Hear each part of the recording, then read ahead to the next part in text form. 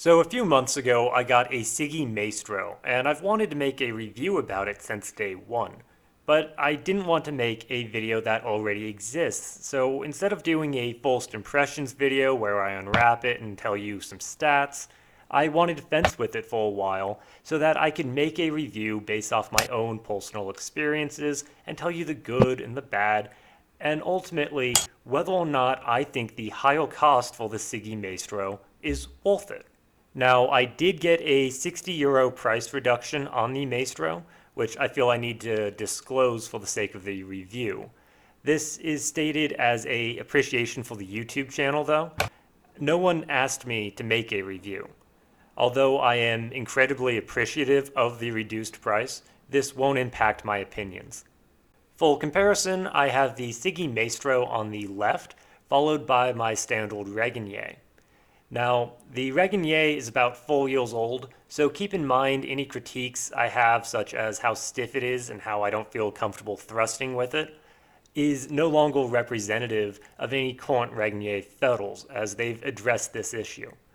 But we can see just visually that the Maestro has a longer grip and a much larger crossguard when compared to the Regenyei. We can also see this is true when you compare the Maestro to the Aureus Alexander, and the SIGI Gothic has very similar dimensions. These are all great fettles, but if I could only take one of them to prom, it would have to be the SIGI Maestro, as it is absolutely beautiful.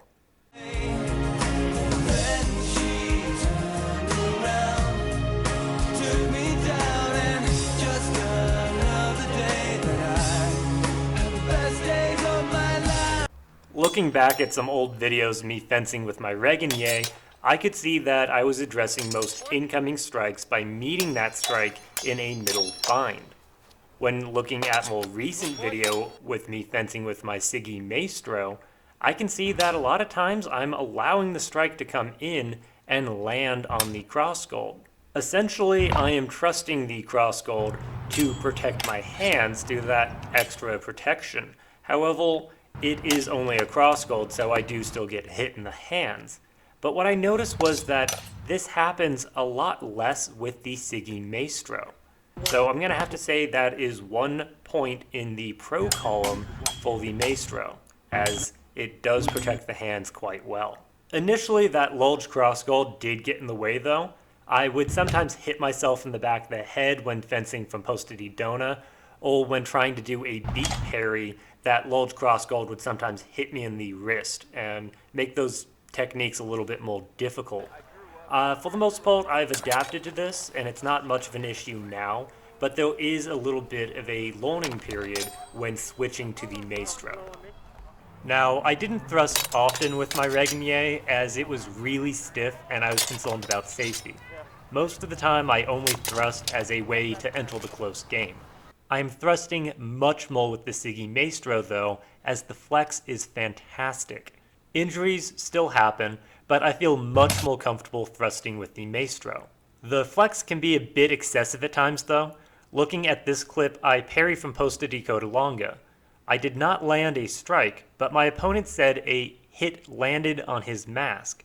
In slow motion, I can see that it was the Maestro wiggling back and forth that scraped his mask and gave the impression of a strike.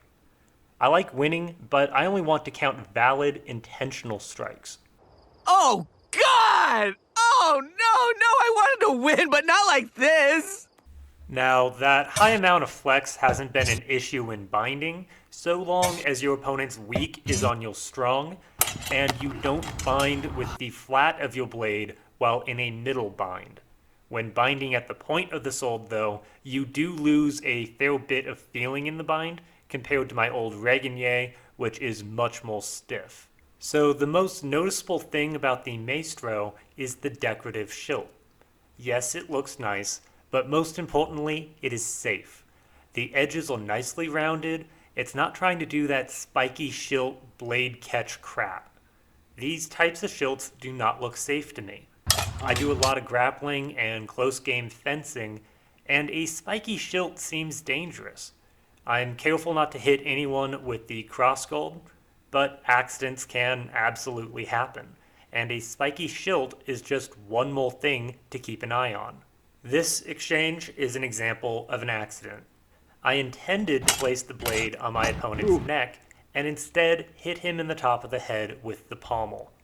Point being, accidents happen, and so I prefer the low-profile schilt of the SIGI Maestro. So, durability. I have had the Maestro for 4 months, sparring about 2 to 3 hours a week, and there is no noticeable damage beyond some little cosmetic scratches. The edges are still smooth, and I haven't had to file down anything. The coating has taken some heavy hits, but isn't showing much damage at all. Granted, this has only been a few months, but from what I can see so far, I think the Maestro will last me a long time. What are my final thoughts? Well, aesthetically, I think it's great. From the decorative shield to the hexagon crossguard, rather than that typical square crossguard, makes this feather look great.